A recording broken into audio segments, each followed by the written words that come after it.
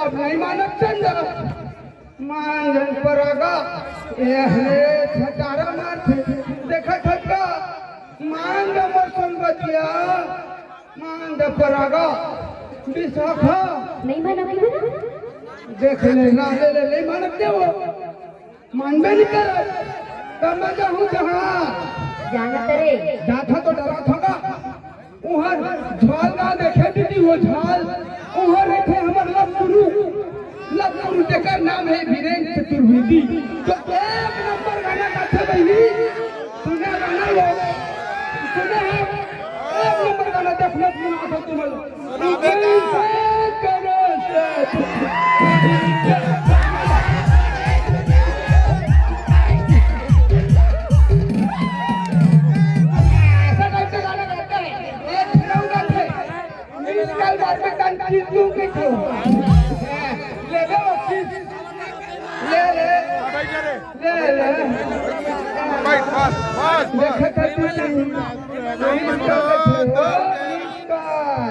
मैं जाता हूँ हिंदर मोटल बनाही